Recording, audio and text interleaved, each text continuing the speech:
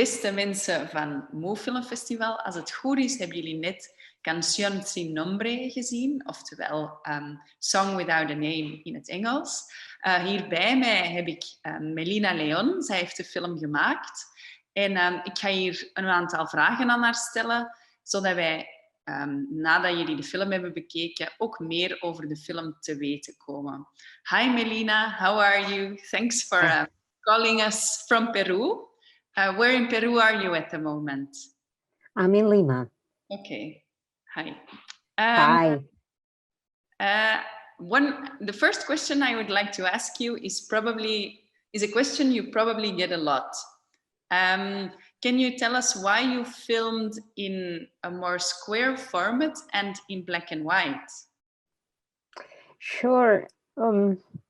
I think the square came from my need to bring the audience to the 80s. Mm-hmm. Our need, and we felt, obviously we have very limited resources. Our budget was low, so I wanted to use every resource I had to help towards that means, towards that goal. And then I think it also comes from my admiration to films that were shot that way. I'm thinking of No by Pablo Larraín. And I believe Elephant was shot like that. I'm not sure, but I think those two films inspire me. If it wasn't shot like that, Elephant, it was similar. All right. So it's also like, I also found it appropriate because I thought it's a very humble format, and the people who are portraying are humble. So I thought that's the right attitude to approach. That's also why you filmed it in black and white? Black and white, yeah. Also the admiration to certain films. Also, it's coming from the news. The story, it's inspired on true events. So, and those in those days, the newspapers were only printed in black and white. The photographs, at the very least, there were only details in color. So we thought it's appropriate. Also, it's useful for low budget period film. I heard that from master filmmaker like Michael Haneke. He was doing that for White Ribbon, and he was worried about to be accurate with the colors. So in the end, he thought it's better to do black and white. Okay. So I thought, if he's worried because you can be a little bit fake, no? Maybe I should be worried too with our constraints. So I for all those reasons, also it's beautiful. So yeah, so I thought also it gives us a quality of separation. Everything else I wanted very, very, very authentic, but I think it's appropriate to have a certain balance when you make a fiction film, between authenticity, reality, and also a bit of distance, a bit of abstraction. Speaking of which, the film is based on true events, but which stories are like, from which story did you start to base it on? Was it more the political situation in Peru in the 80s you wanted to show, or was it exactly the story on the kidnapping? Oh, well, it's just inspired. It's inspired on a true story, but then it became a fiction. It's a fiction film. We even changed the year when this happened. These cases happened in the beginning of the 80s, 81, 82. Okay. But we moved it at the end because I wanted to base it on our memory of the time, our emotional memory. And I can only remember the end of the 80s, not the beginning. I was too little.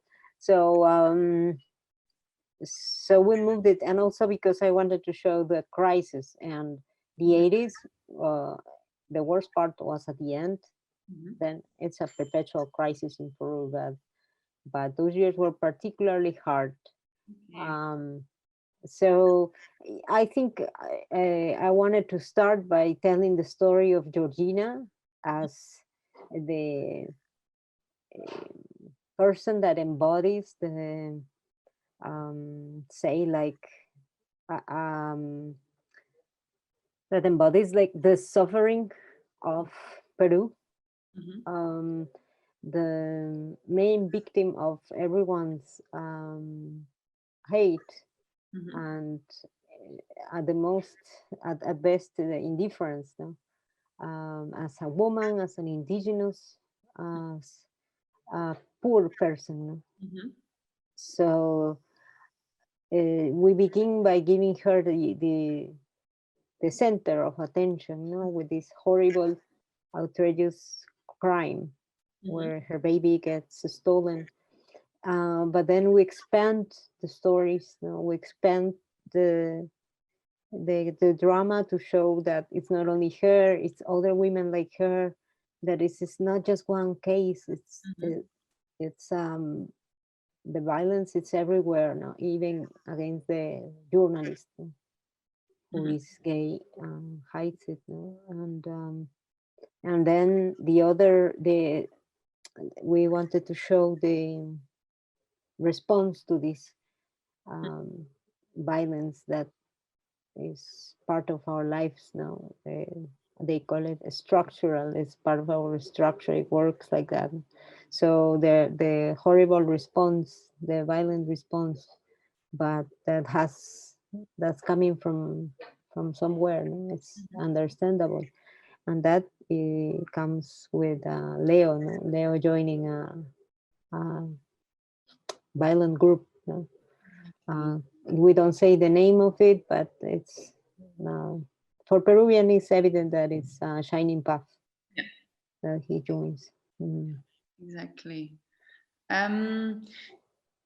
Again, about the children's abductions, did this happen a lot in the 80s, and was it mostly amongst the indigenous communities, and was it only in Peru, or was it something that happened in Latin America in that timing?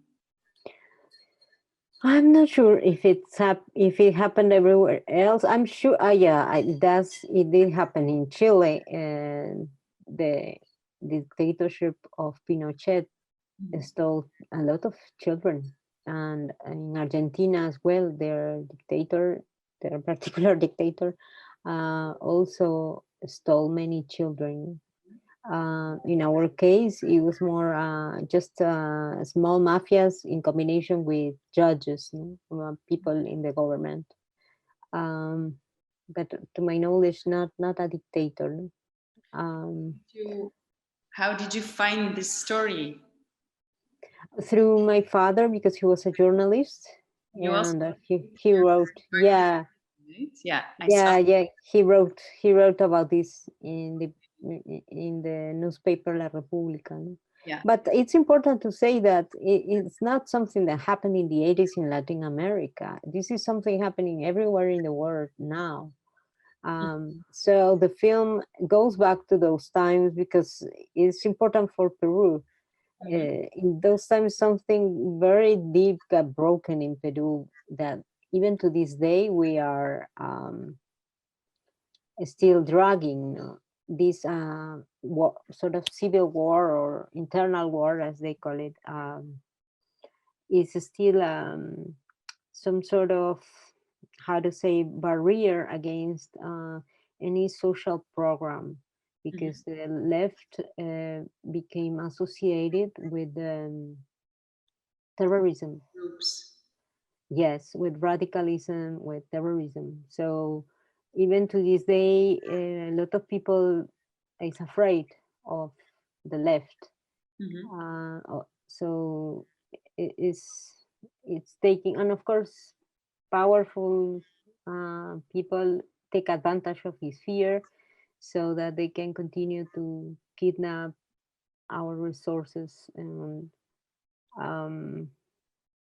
every possibility of social improvement, no? And that would require many changes, no, in the economy. But And how is the situation today of the groups fighting the government? Is it still going on? And what's the difference between now and the 80s?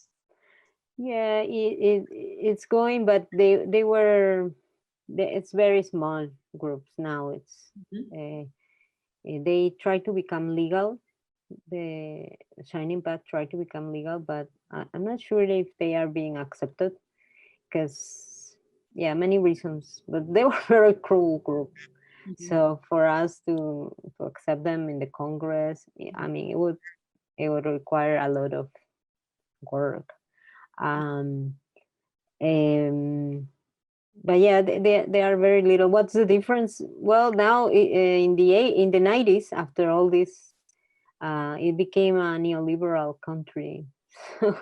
So now we have Starbucks and stuff. No, we have all these things, and 500,000 people in Peru, in Lima, are quite wealthy. No, I mean, not wealthy, but it looks modern. It looks like much better. And I'll say some things have, of course, improved. Like we're making more movies, like there's more room for musicians because there's more money and things like that. No? But then the pandemic showed us that our health system is broken, completely broken. People are dying waiting for a bed, um, ICU bed, no intensive care. That we don't have enough. We only had 100 of these for a 33 million people country, 100 a year ago.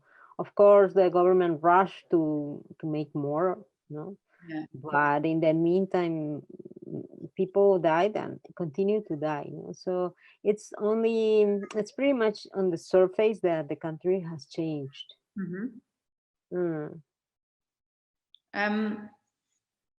On combining events that really happened, I assume now you told that your father was a journalist investigating this. How hard was it to fictionalize things that have actually happened? Can you tell something on that?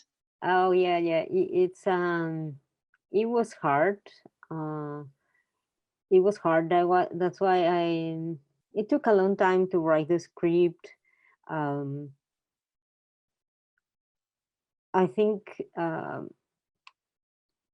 in a way I wanted to make it to have a style because when we were writing the script, it was very painful to go back to the that place, that moment, to imagine, no, to imagine everything.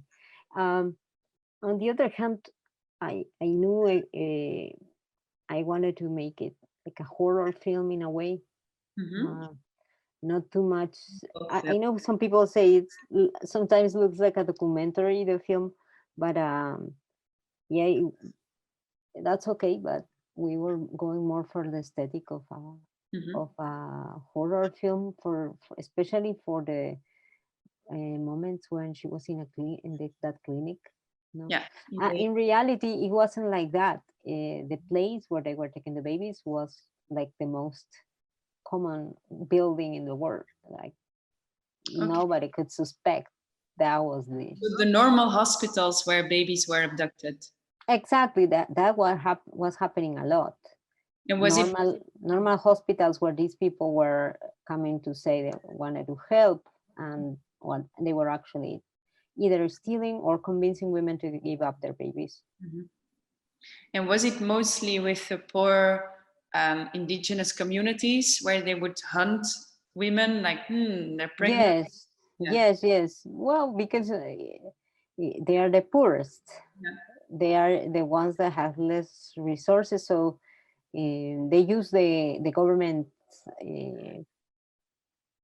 crumbled infrastructure, crumbled hospitals without much security. So yes, they were mostly the target. They are till today. You know, again, I want to stress that the That trafficking continues, and today is the number one illegal business in the world, or one of the most important business in the world, happening everywhere. Yeah, in Peru too, for of course. I haven't heard many cases, although there is some cases, like a few years ago for adoptions, you know, like in the movie, but mostly it's for young girls for prostitution. So kidnapping for prostitution. Your film was selected for the Cancíon de Réalisateur in Cannes in 2019. How was that experience? Did it open many doors for you? The Cancíon, of course, it was wonderful. It was wonderful to be accepted in that. It was the first festival we applied to, and we were lucky.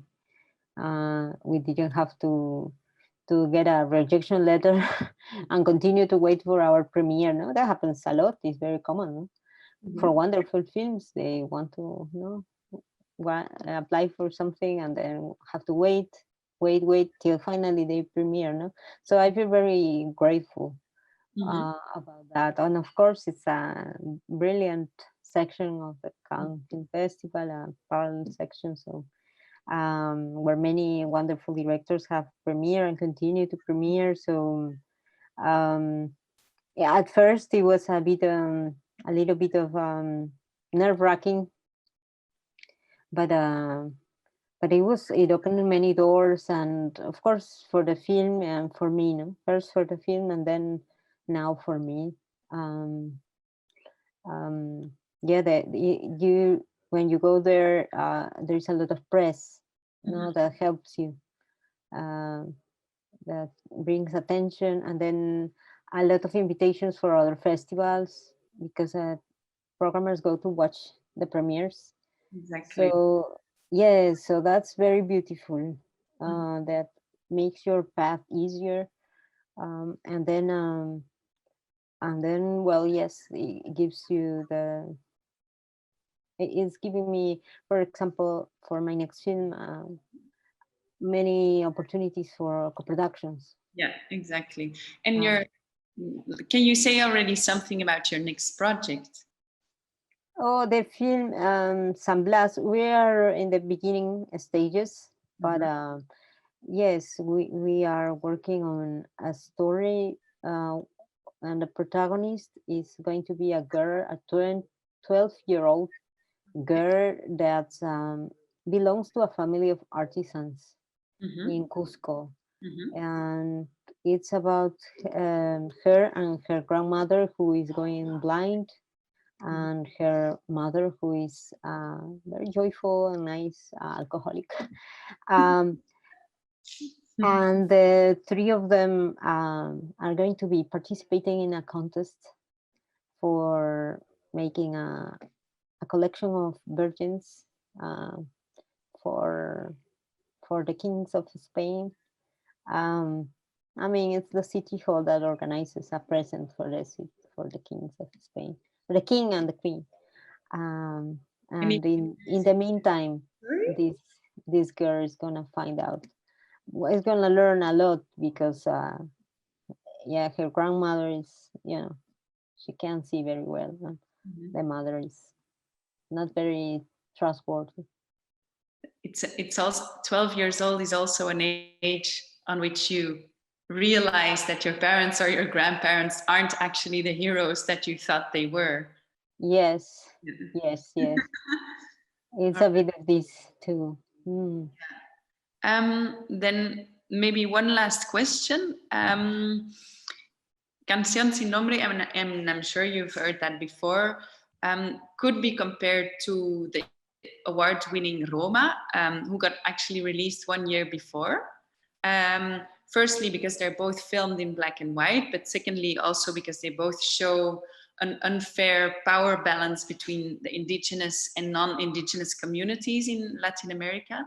My question is, why do you think indigenous cinema is becoming more popular in the last years? Yeah, maybe we're getting better. Yeah, it's, I guess, a very slow process of decolonization, very, very slow. But it shouldn't be a surprise. It's the continent is in its majority indigenous. So the fact that our movies are protagonists are always white, that's what's very weird. That's what means they're white people are the ones that have money, power, and they show their stories. I think something must be changing, and to make it not even more, let's say, fair, but at least a little bit less ridiculous. Ridiculous, I'll say. It's really ridiculous. When you see the TV here in Latin America, when you see the advertising, nobody has anything to do with the majority of the population, and in cinema, at least it's changing a little bit. So I couldn't be more glad. I hope more stories come like that, and it's more fair, and it helps a little bit. It liberates. It gives us self-esteem. I think it's just the word is upside down, and maybe it's going to be going in the right direction again. Yes. Let's hope so. Well, Melina, then I really, really would like to thank you for our conversation, and of course for Cancíon sin Nombre. I'm going to tell all my friends they should watch it on Move because I really enjoyed it. Thank you for that. I wanted to ask you if there's still something you would like to say to the Move public.